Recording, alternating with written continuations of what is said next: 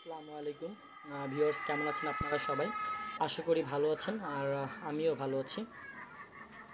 আজকে আপনাদের মাঝে একটি ভৌতিক স্টোরি, মানে ভূতের গল্প, ভয়ানক একটি ভূতের গল্প শেয়ার করব।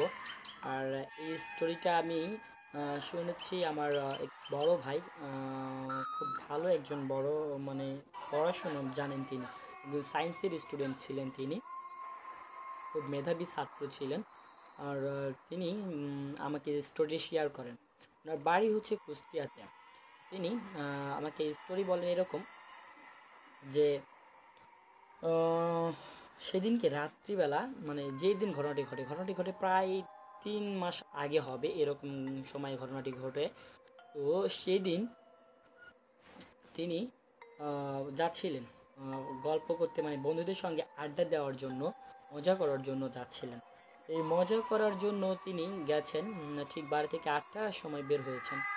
আর আগে আগে থেকে বলে রাখি যে তিনি আমাকে এভাবে বর্ণনা দেন তার গ্রামটির, যে তার বাড়ি থেকে কিছু দূর দূরে, প্রায় কয়েক বেশি দূরে হবে না, প্রায় কাছাকাছি একটা জায়গা আছে যেখানে একটি শ্মশান ঘাট রয়েছে। শ্মশান ঘাট বলতে তো বোঝেনি, মানে যেখানে মৃত মানুষদেরকে পোড়ানো হয়, অর্থাৎ হিন্দু ধর্মাবলম্বীদের যে মারা গেলে যে দেহটি থাকে সেটাকে কি করা হয়, পোড়ানো হয়। তো উনি আমাকে এইভাবে বলেন যে ওখানে একটি ঘটনা ঘটে, এবং ঘটনাটি তার সঙ্গেই ঘটে, তার সাথেই ঘটে। তো ঘটনাটি হচ্ছে এরকম, সে রাত্রবেলা ঠিক 8টা থেকে বের হয়েছে বাড়ি থেকে বের হওয়ার পর তো ভাবছে বন্ধুদের সঙ্গে আড্ডা টাড্ডা করে বাড়ি ফিরবো। তো গেছে, বন্ধুদের সঙ্গে গল্প গুজব করেছে, আড্ডা দিয়েছে, মজা টজা করে প্রায় রাত্র 11টা হবে, এরকম একটা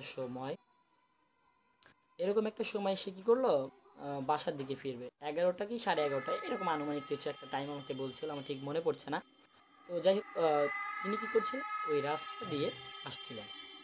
তো কারণ হচ্ছে উনি আসছেন যেই রাস্তাটা, সেই রাস্তাটা হচ্ছে শ্মশান ঘাটের রাস্তা। আসলে তিনি সায়েন্স ছাত্র ছিলেন, হ্যাঁ। তো উনি ভূত প্রেত বা এই জাতীয় কিছু তিনি বিশ্বাস করতেন না। আসলে কি এগুলো আদৌ আছে কি না, এগুলো তিনি বিশ্বাস করতেন না, কারণ তিনি একজন মেডিকেল স্টুডেন্ট ছিলেন। এগুলো নিয়ে অনেক পড়াশোনা করার কারণে এগুলো তিনি বিশ্বাস করতেন না।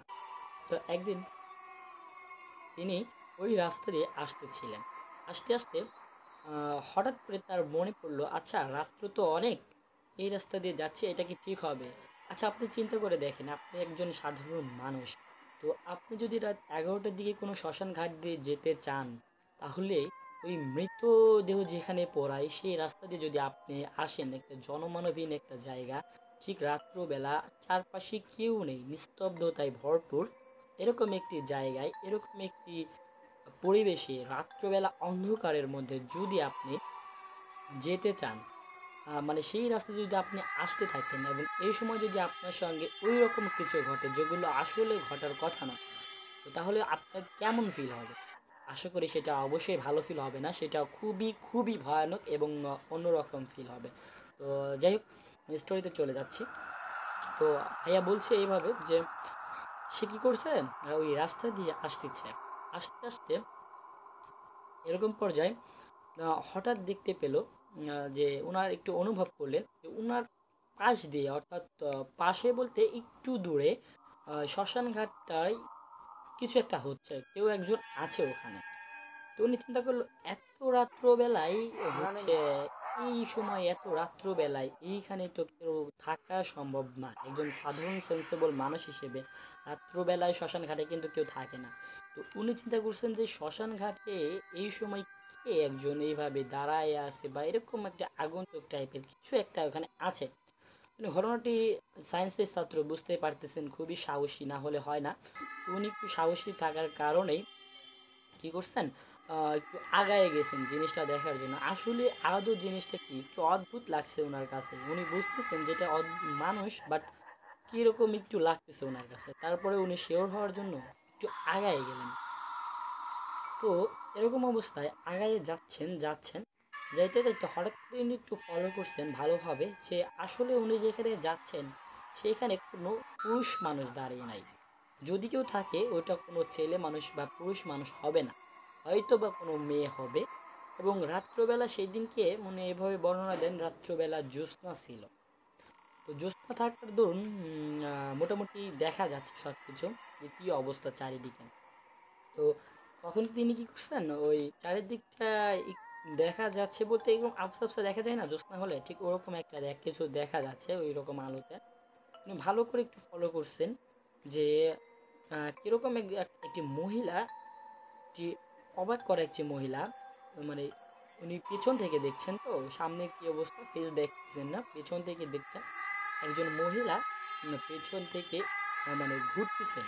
শ্মশান ঘাটটা এমন একটা জায়গায় যেখানে আপনি বিশ্বাস করতে পারবেন না, রাত্রবেলায় ওইখানে ঘোরা তো সম্ভব তো নাই, এমন একটা পরিস্থিতি।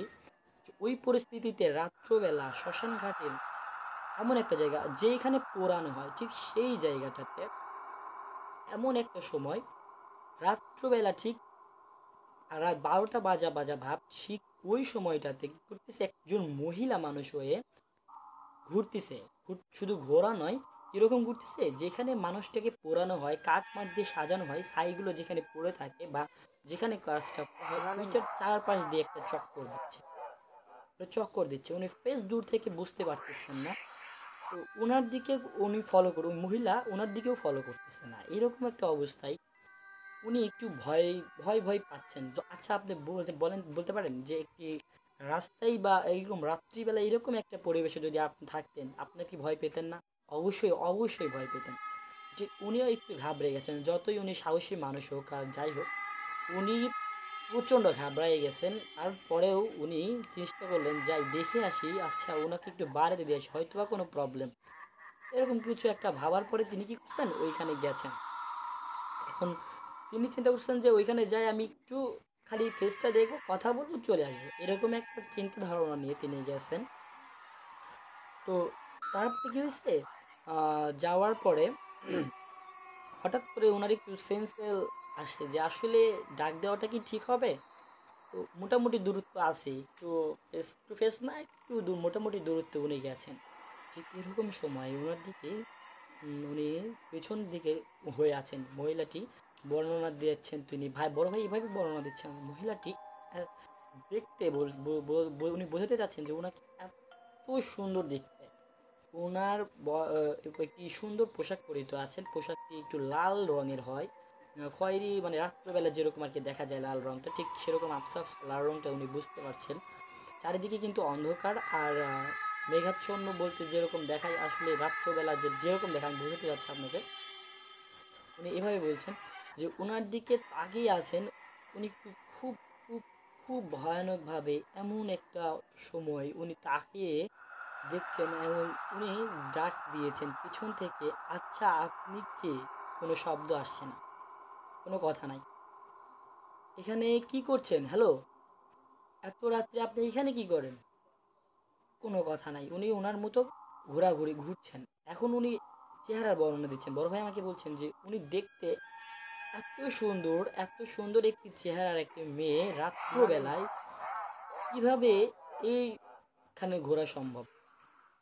এইখানে ঘোরা সম্ভবই না। তারপরেও ঘুরতেছেন, অথচ কথা বলছে না, জিজ্ঞেস করতেছি কথা বলতেছে না। হঠাৎ করে দেখা গেল তিনি ভাইয়ের দিকে এক নজরে তাকিয়ে আছেন। এবার বড় ভাই একটু ভয় পেলেন। তিনি কি করলেন, একটু ভয় পেলেন। ভয় পেয়ে একটি স্টেপ পিছায় আসছিলেন, একটা স্টেপ পিছায় এসেছেন, তাও এক পাও পিছা আসার পরেও উনি ওনাদেরকে এমনভাবে তাকায় আছেন, এত সুন্দর চেহারা, চোখ ফেরাতে পারছেন না বড় ভাই।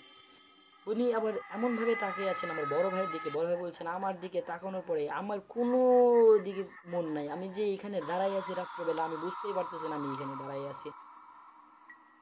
এরকম অবস্থায় ওনার কাছে চলে এসেছেন, আস্তে আস্তে আস্তে আস্তে যে কাছাকাছি এসেছেন, চোখাচোখি সামনে হবে এরকম একটা সময় বড় ভাই সেন্সলেস হয়ে যায়।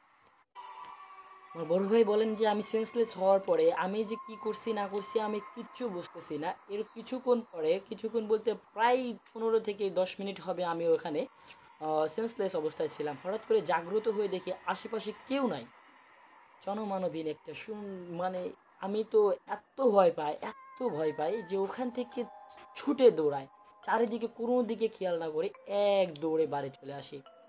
তারপর থেকে আমার বড় ভাইয়ের জ্বর ছিল, প্রায় মাসখানেক তিনি অসুস্থ ছিলেন। এতটা অসুস্থ থাকার পরেও ঘটনা শেষ হয়ে যেতে পারত, কিন্তু ঘটনা এখানেই শেষ হয়নি। তিনি কি করেছেন, স্টুডেন্ট ছিলেন সায়েন্সের, এগুলো বিশ্বাস করতেন না, তারপরেও উনি ভাবছেন হয়তো কোনো স্বপ্ন, যাই হোক আমি রাত্রবেলা আড্ডা মেরে আসছি, একটু প্যাক ট্যাক করছি, একটু ড্রিঙ্কিং করছি, তো হয়তো বা আমি ভুল টুল কিছু একটা দেখছি, এরকম ভেবে কিছুদিন পর সুস্থ উনি ফিট। তারপরে কী হয়েছে, উনি একদিন ওনার মেডিকেল ক্লাস, অর্থাৎ মেডিকেল ক্লাসের জন্য একদিন ফোন দিয়ে ডাকা হলো যে সবাই আসেন, আপনাদেরকে আজকে একটি লাশ দেখানো হবে এবং সেইখান থেকে আপনাদেরকে শেখানো হবে। তো এই ঘটনা বলার পর বড় ভাই কী করছেন, উনি ওই ওনার কাজের জন্য, ওনার পড়াশোনার জন্য সেখানে গেছেন। সেখানে যাওয়ার পরে উনি দেখতে পেলেন যে ওনার স্টুডেন্ট যাদের ডাকছে তারা 5 জন গেছেন এবং উনি দিয়ে মোট 6 জন, আর ওনার শিক্ষক দিয়ে মোট 7 জন হবে, এরকম তারা গেছেন ওই লাশটিকে থেকে শিক্ষা নেওয়ার জন্য, মানে কিভাবে কোথায় কি থাকে, এই যে হাবিজাবি শেখানো হয় না, কিভাবে ট্রিটমেন্ট করতে হয় একটা মানুষকে, না হাবিজাবি শেখানোর জন্য ডোম ঘরে তাকে নেওয়া যাওয়া হয়, তার লাশ কাটা ঘর যাকে বলে। তো একটা লাশ কাটা ঘর আসলে আপনাদের কাছে হয়তো একটু ভয়ানক তো লাগতেই পারে, কিন্তু একজন মেডিকেল স্টুডেন্ট বা একজন ডাক্তারের জন্য কিন্তু এগুলো খুব একটা এফেক্টেবল না। তো তিনি কি করছেন, বড় ভাই সবার সঙ্গেই গেছেন, ওনার শিক্ষকও আছেন, তো শিক্ষকের সঙ্গে নিয়েই ডোম রুমে ঢুকছেন। তো ওনার একটু ওই সেন্সে একটু আছে, আমি এরকম কিছু বিশ্বাস করি না, তারপরেও দেখছি ওনার কিন্তু সেন্সে যাচ্ছে না। এরকম একটা ঘটনা যদি আপনার সঙ্গে হয় আপনিও ভুলতে পারবেন না, অনেক দিন মনে থাকে। তারও ছিল। তারপরে তিনি কি করেন, ওনার সঙ্গে আপনার ডোম রুমে যান। ডোম রুমে যাওয়ার পরে উনি যে ঘটনাটি তার সঙ্গে ঘটছে উনি বিশ্বাস করতে পারছিলেন না, এরকম একটি ঘটনা তার জন্য ওয়েট ছিল। হঠাৎ করে তিনি বুঝতে পারেন এখানে একটা লাশ আছে, সবাই জানে এখানে লাশের ঘটনাই হচ্ছে, লাশ দেখানো হবে। তো সেই রকম সময়ে সবাই সিরিয়ালভাবে 5 জনকে দাঁড়ানো করানো হয়েছে, এমনভাবে গোল করে একটু এরকম ইউ টাইপের করে দাঁড় হয়েছে, সবাই মিলে 7 জন মোট আছে শিক্ষক সহ। তো শিক্ষক এখন লাস্টটির মুখ খুলেছেন। তো মুখ উনি বলে আগে থেকে বলে দিয়েছিলেন যে এটা একটা মহিলার লাশ, তো সম্পূর্ণ বডি খুলতে হবে, কিন্তু ওই সেভাবে করা যাবে না, সিস্টেম ওয়াইজ করতে হবে। তো যখন মুখটা খুলেছেন লাশের, মানে কাপড়টা খুলেছেন, তখন হঠাৎ করে যেই আমার বড় ভাই লক্ষ্য করে দেখলেন লাশটি আর কেউ নয়, যে মেয়েটিকে উনি রাত্রিবেলা দেখেছিলেন শ্মশান ঘাটে, ওই মেয়েটি ওইখানে মৃত অবস্থায় ঘুমিয়ে আছে। এখন উনি দেখা মাত্র এতটা শক্ট হন যে উনি এখানেই অজ্ঞান, ওনার কথা ওইখানেই কোনো ইয়ে করতে পারেনি, সেন্সলেস হওয়ার পরে তাকে নিয়ে পানি টানি দিয়ে সুস্থ, মানে একটু স্বাভাবিক পর্যায়ে আসলে উনি এত ভয়ার্থ হন, উনি সেইখান থেকে মেডিকেল ডোম রুমে, আর কি উনি জানি না, উনি সেই দিন থেকে মেডিকেল, ওই ধরনের মেডিকেল না, এমনি সাধারণ শিক্ষায় শিক্ষিত হচ্ছেন, উনি অন্য ধরনের জব খুঁজছেন, মেডিকেল উনি পড়বেন না, এই ধরনের সিদ্ধান্ত নিয়ে এখন অন্য পড়াশোনা করছেন। তো যাই হোক, এই ছিল আজকের ঘটনা, আপনাদের কেমন লাগলো আমাদেরকে জানাবেন কমেন্ট করে। আর অবশ্যই যারা নতুন আমাদের চ্যানেলটিতে, তারা এটাকে ভিউ করবেন, আর সরি লাইক লাইক দিবেন, এবং আমাদের এই চ্যানেলটিকে সাবস্ক্রাইব করবেন। আর আপনাদের ভালো লাগলে অবশ্যই কমেন্টে জানাবেন, আর ভুল ত্রুটি হয়ে থাকলে আমাদেরকে ক্ষমা সুন্দর দৃষ্টিতে দেখবেন, আমরা পরবর্তীতে সেটাকে শুধরে নেওয়ার চেষ্টা করব। সবাইকে শুভকামনা জানিয়ে আজকের ঘটনা এখানে শেষ করছি। সবাইকে আসসালামু আলাইকুম।